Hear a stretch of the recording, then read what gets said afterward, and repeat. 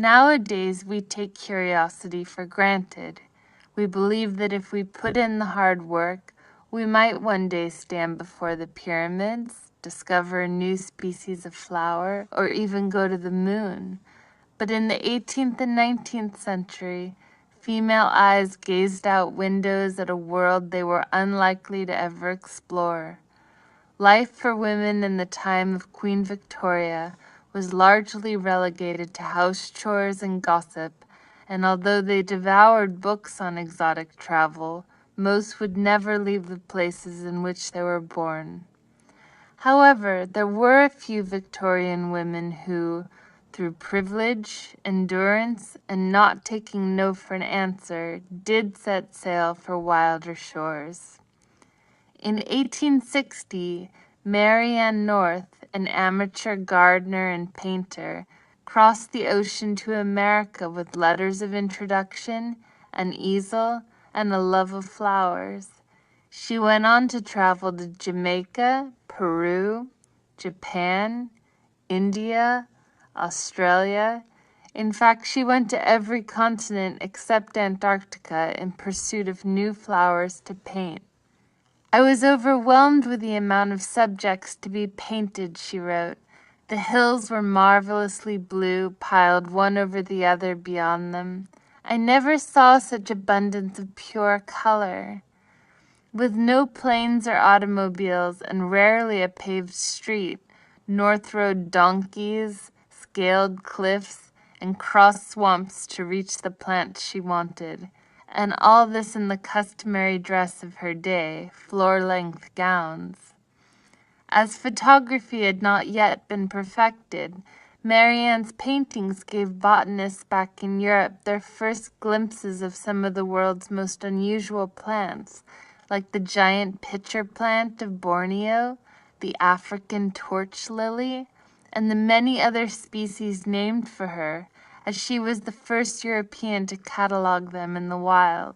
Meanwhile, back in London, Miss Mary Kingsley was the sheltered daughter of a travelling doctor who loved hearing her father's tales of native customs in Africa.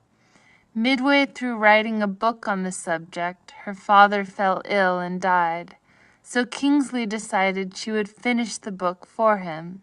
Peers of her father advised her not to go, showing her maps of tropical diseases, but she went anyhow, landing in modern-day Sierra Leone in 1896 with 2 large suitcases and a phrase book. Traveling into the jungle, she was able to confirm the existence of a then mythical creature, the gorilla. She recalls fighting with crocodiles, being caught in a tornado, and tickling a hippopotamus with her umbrella so that he'd leave the side of her canoe. Falling into a spiky pit, she was saved from harm by her thick petticoat.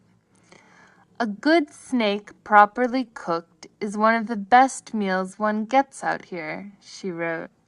Think Indiana Jones was resourceful? Kingsley could out-survive him any day. But when it comes to breaking rules, perhaps no female traveler was as daring as Alexandra David-Neel. Alexandra, who had studied Eastern religions at home in France, wanted desperately to prove herself to Parisian scholars of the day, all of whom were men. She decided the only way to be taken seriously was to visit the fabled city of Lhasa in the mountains of Tibet. People will have to say, this woman lived among the things she's talking about. She touched them, and she saw them alive, she wrote. When she arrived at the border from India, she was forbidden to cross, so she disguised herself as a Tibetan man. Dressed in a yak fur coat and a necklace of carved skulls, she hiked through the barren Himalayas all the way to Lhasa, where she was subsequently arrested.